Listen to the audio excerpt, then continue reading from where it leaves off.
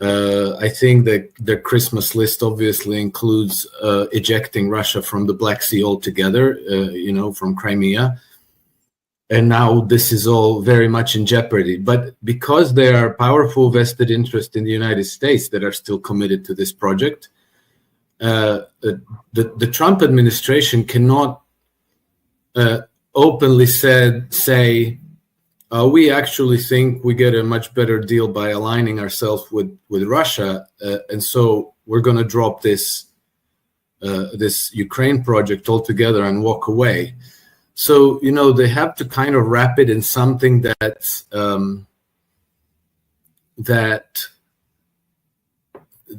is acceptable to the U.S. public. It has to be. They can't talk about the economic aspect. They can't talk about the scramble for resources. So they have to talk about peace and humanitarian aspects and so forth. But there's clearly now a fault line emerging between the U.S. interests and the European interests. And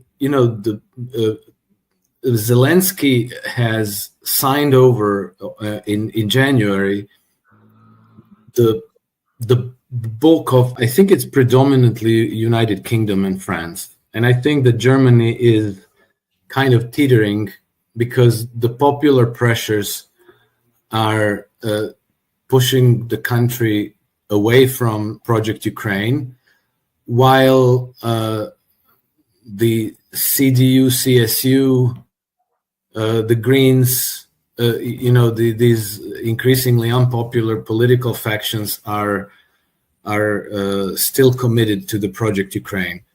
But if you look at who they are, they are all somehow alumni of the European banking, of the Western banking interests. Friedrich Merz is a former BlackRock guy, and I think that this is the project of European banking oligarchies. This is not the project of European people. But the problem is that the European banking oligarchies have they're very powerful, because by controlling the flow of credit and money and being able to sanction certain countries and exert pressure on certain politicians, even up to assassinations, they control the political process, even though most of the public is opposed. And so there's no let up, there's no compromise, which means that the situation is getting increasingly polarized to the point where many people, I think, who understand what's going on, think that there's a real chance that we will have civil wars in Britain, in France, and in Germany. And another Israeli politician said that Netanyahu should be removed from office by force. Many people may have thought so, but now it's being said out in the open explicitly. So it's telling you that the situation is untenable. And I think that the stage of decay now is such that it may be irreversible. And I think that in its current form, Israel can no longer survive. It'll have to change. And I don't know how it's going to change, but I think that, Henry Kissinger's prophecy from 2012, when he said that in 10 years, Israel will no longer exist, is maybe now coming to pass. It's been more than 10 years, but it's happening. What's going to happen after that? We don't know. The two-state solution has been killed by Netanyahu largely. And so what's the alternative? A one-state solution. So it will have to be some kind of a state not based on theocratic racial supremacy of one people that get to oppress the rest, but it'll have to be a nation where all three constituent peoples will have equal rights, some form of democracy where Jews and Christians and the Muslim will have equal status. And I hope that something like that will happen, and that the region will then finally know peace, because Israel has been the empire's attack dog in the region. It has kept the region destabilized for 77 years, and maybe this now comes to an end. And then there were several very important moments that I think probably shook the regimes in the region out of their slumber. One of them was August 15, 2021, the United States withdraws from Afghanistan. I think this was a very significant moment, because it showed to everybody that the empire can no longer defend its puppets. Because we saw Afghanistan's president hastily board a helicopter with bags full of cash to escape with his life, and also the governor of the central bank trying to run to Turkmenistan, to Tajik, I don't know where, and then he ended up, he was rejected, and then he had to fly to Dubai, where they kind of let him stay reluctantly. But what it showed to these regimes, and then, we had this terror attack in Pakistan, which, could precipitate a wider conflict between India and Pakistan again. And so, I think that the Western Empire is in a dying agony, and it's going to try to set the world on fire to preserve itself.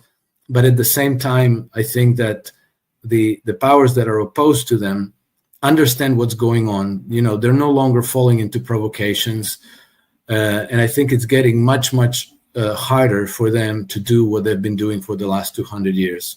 But what he said there is exactly correct. That is probably the most perfect statement Marco Rubio has ever said in his life.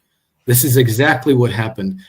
I think that the history of the rise of China goes back to 1971, when Richard Nixon severed the convertibility of the dollar to gold. And I think that from that point on, the ruling establishment in the West knew that they were going to destroy the dollar and the United States, that they were going to completely, and the Europeans, as far as I can judge from what Macron and his ministers are saying, the French bankers, they want to fund the reconstruction of Ukraine, and then French corporations taking up the lead role in this, and they want to use the 200+ billion of Russian assets that are still frozen in European banks. The United States is kind of trolling them in this sense that they're still pressuring Zelensky government to sign over Ukraine's resources to the United States, but they're forcing them into an unacceptable agreement. An agreement that is so draconian that it's obvious that Zelensky's government will reject it, and it's already the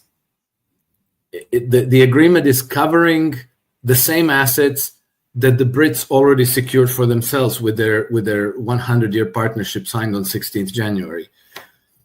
So the Americans are giving themselves a face-saving way out, and now, we've come to the juncture where they're saying, all right, we tried everything we could, and now we're walking away. At the same time, they have continued negotiations with Russia, which, again, this economic aspect of them isn't widely discussed, but Vladimir Putin did say that Russia has a lot more resources than Ukraine does, and Russia already controls the bulk of everything that's valuable in Ukraine. The Donbas used to account for something like 80% of. Beyond that, the Netherlands is very strongly committed to Project Ukraine, Denmark is, and the Baltic states. And I'm not sure where that comes from, but again, I think that they are, very much dependent on the flow of cash from Brussels and from London, not being sanctioned. Look at what is going on with Hungary, with Slovakia, even with Serbia, who's not part of the EU. There's always huge pressure on them to commit to Project Ukraine, impose and maintain sanctions on Russia, to not go to Russia to to participate with the May 9th victory parade events. And so, it's almost binary. If you want to be in good graces of the ruling establishments in Europe, you have to be anti-Russia and you have to be committed to Project Ukraine. But publicly, it's extremely unpopular, and it's increasingly difficult to maintain this, especially now with the U.S. administration letting go of it. I don't know how it ends. I hope it doesn't go to the level of civil wars, but we will see social uprisings. We will see social revolts in Europe, and I don't know how that will reflect on the political process. We see that there's more and more and more repression by the ruling establishment against the people, mostly in Germany and the UK. In France, not so much, because the French people are very, very they don't have a very high tolerance for nonsense, and they are very prone to protesting and causing disruptions. But definitely, Europe will have to find its identity. Europe will have to find its way forward, because the situation as it is now is very, very unsustainable. Part of his shtick is projecting the image of close alliance with the U.S. administration, to prop up his own power and his own standing in the Israeli society. He's not criticizing Trump because he wants to project that, hey, Trump and I were like this, so he's behind me all the way. So you all there, make peace with that. And then from Trump's side, if the day Benjamin Netanyahu falls, there's no telling what's going to happen next, but there is a certain likelihood that Israel falls into anarchy, into chaos and civil war. So I think that as far as the U.S. administration is concerned, it's the devil, rather than chaos that you cannot predict how it plays out, and then it could scuttle a lot of plans and create a lot of problems that you're not ready to deal with. I don't know. It's the situation is so severely complicated that it's hard to judge. I'm very encouraged now with the new military cooperation between China and Egypt, which creates a real counterweight to Israel. And I think that little by little we're moving towards a permanent peace in the region, which is very, very hard to imagine, because it has been a festering sore for so many decades. But the source of all this is always the same imperial center, which has exactly set it up for that purpose when they created Israel, when they drew those Sykes-Picot borders as they did. And so this is now in its dying days, and obviously it's going to be ugly until the situation settles. But it's coming to a new day. It's coming to a new dawn. Yeah, these are very important changes, but I don't think that that's going to work, because I think that even people in Lebanon realize that if you remove Hezbollah from the government, then Lebanon becomes the next target for Israel. They're basically pressuring Lebanon to disarm themselves, to make themselves sitting duck for Israeli aggression, and then everything they're doing in Gaza, everything they're doing in West Bank, they're going to be creeping up higher and higher north. And they're explicit about it. This is part of the Eretz Israel. This is what they want. So I think that well, maybe 20, 30 years ago, when the United States was the undisputed hegemon in the region, everybody would have to bow down and do as they demand, maybe. But today, it's really no longer the case. And I think that with respect to HTS, I think these people are dangerous for everyone, including Russia, because this is exactly who the groups that have perpetrated terror attacks in Russia, who have tried to destabilize Russia in Dagestan and Chechnya, who can still draw recruits from those regions and from Afghanistan and from Syria and from China. And so I think that everybody in the region sees that if this faction, as long as this faction remains alive and powerful and funded, they are a risk to everybody. This is definitely a defense against the empire's dark arts. So they might end up hung and quartered by their people. So now it means we have to make nice with our own people. We cannot take them for granted anymore. And it also means that we might have to find alternative protectors, and alternative guarantors of security. So, this vacuum was filled by Russia and China. I think that Russia initiated the peace talks between Iran and Saudi Arabia, and I think that China saw them through to their completion. And now I thought for a very long time, much before all these events happened, what is the reason for Saudi Arabia and Iran to be enemies? And I think that the only reason is because that's the way it was set up by the British Empire. And those hostilities will be maintained. They're going to kill the host. And they would need a new hegemon in the world to enforce their system of free trade, system of colonial plunder, and, name it what you like. And they designated China as that new colonial hegemon. And so this is why they built up China into this economic powerhouse, except it didn't work out that way. But along the way, they did make everything possible to build up China at the expense of the United States, among others. And so this is exactly right, when Marco Rubio says the Chinese have done what we would have done if we were put in that role. Exactly. The Chinese have simply gone along with that because it helped them to build up China into the economic powerhouse that it is today. But they wouldn't have been able to do that if the Western powers didn't help them along, the Western financiers, who counted on China being their new enforcer. Except, as it turns out, the Chinese they drew them in. But, well, I wonder if he got any satellite pictures from Gaza or from Rafah. Then he would see something much, much worse. But, okay.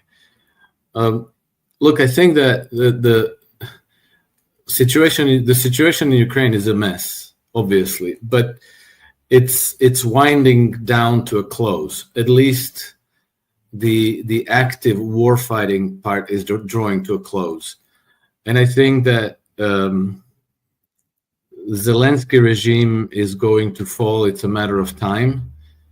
I don't quite understand. Well, maybe I do understand, but I think it's very strange that Zelensky is being as abrasive and as confrontational with Trump and his government when they are the only force in the world, the only military force in the world that can save his regime. I think it's very indicative that Zelensky's loyalties lie with some other force in the world. I think that's the City of London. And that he's very frustrated with the fact that he is no longer getting the unquestioning blank checks from the United States, unlimited supplies of arms and money and so forth. And so he is he's responding very impulsively.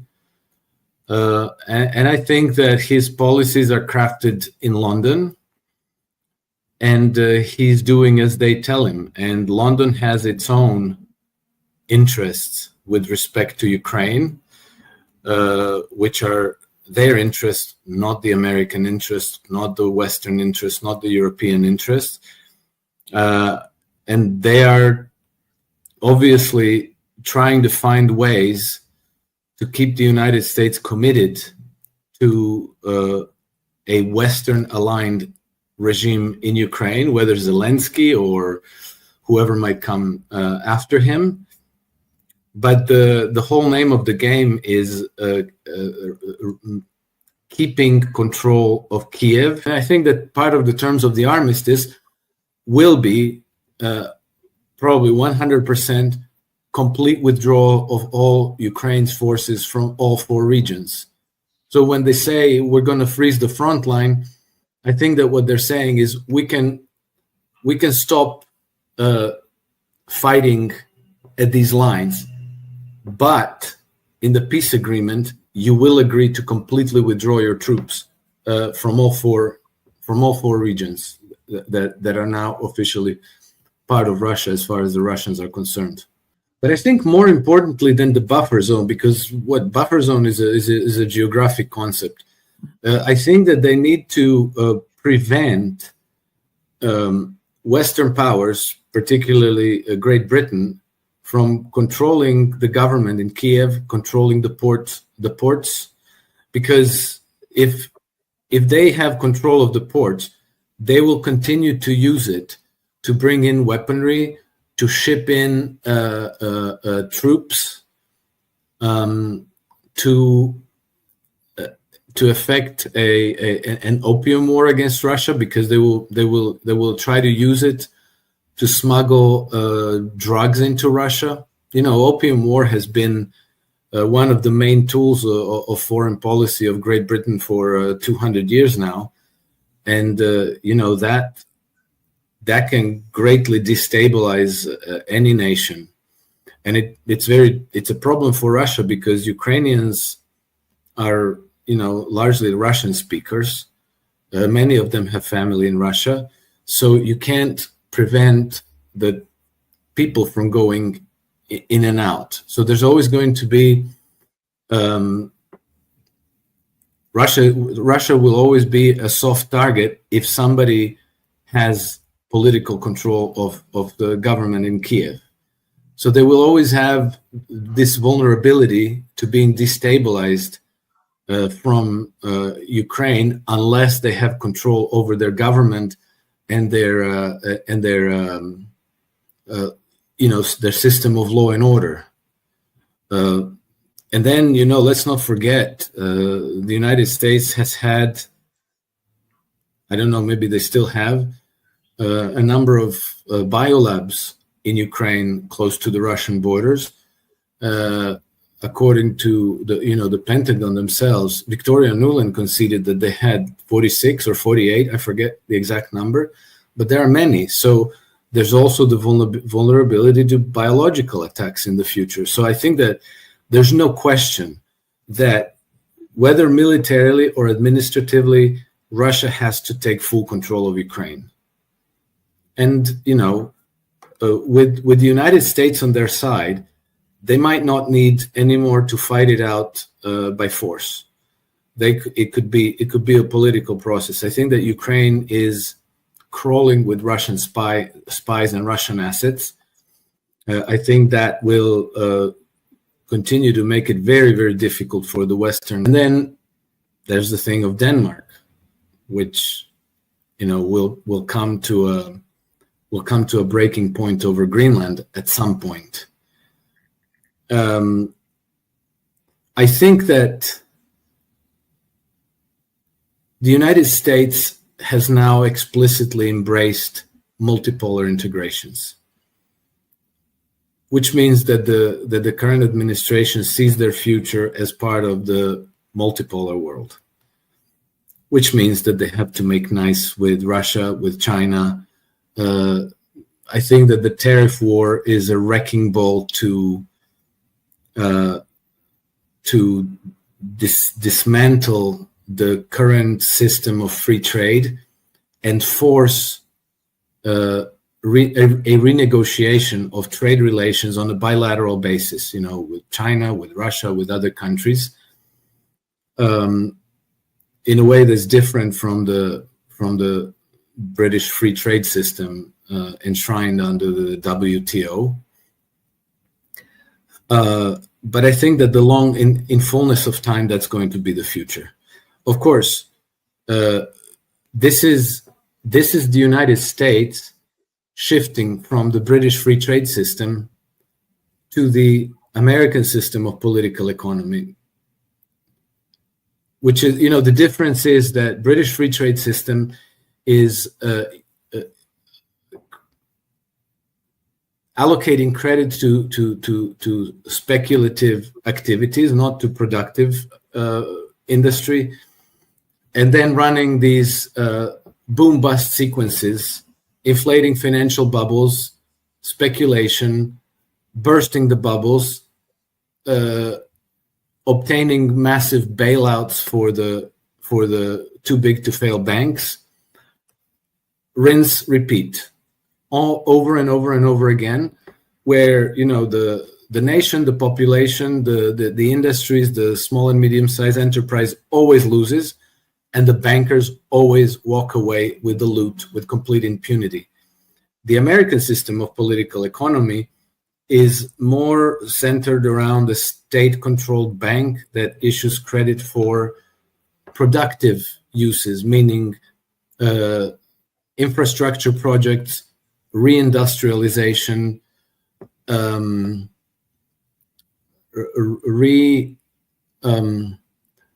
reviving of the small and medium-sized businesses. Well, so far as Trump administration is concerned, it would appear that they are ardent Zionists, that they are all completely and totally committed to Israel, that they are an Israel-first administration. But that is completely inconsistent with them embracing the multipolar integrations, because Israel has been the project of Western Empire. It was created by the British Empire. It was created there as a beachhead to keep the region destabilized in order to defend Western hegemony over the Middle Eastern region, in order to be able to extract its resources and keep control. That means that you have to be policing the region. You have to be supporting Israel militarily. You have to defend Israel no matter how complicated, how expensive it gets, because it's the bankers' access to the collateral of the Middle East, so that it's an asset on their books. Okay, so that doesn't make a lot of sense. That United States embraces multipolar integrations, but at the same time so I think that's a very, very strong signal to everybody in the region that the security architecture is being overhauled. China has pretty much designated Iran as the region's anchor of the new security architecture. And so now people, and then another important moment was the West freezing Russia's assets in Western banks. And so many of these oil exporting countries have hundreds of billions of dollars sitting in European and American banks at the Federal Reserve and in London and in Europe. And they now realize that that money is not their money. This could be frozen and taken away from that. If they can do it to Russia, of course they can do it to UAE.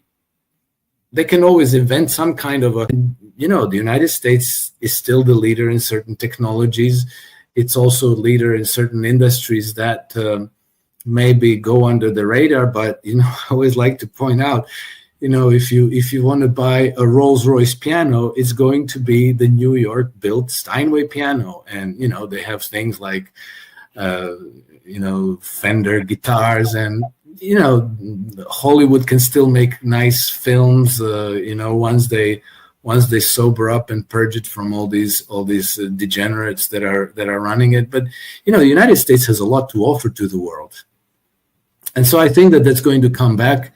I believe that there's not going to be a war between China and the United States, and I think that so unless Trump ends up dying mysteriously while in office, and the global interest managed to regime change and bring back some autopen administration, Juan Guaido maybe becomes the next president of the United States. I think that the United States will continue to go in the direction of multipolar integrations.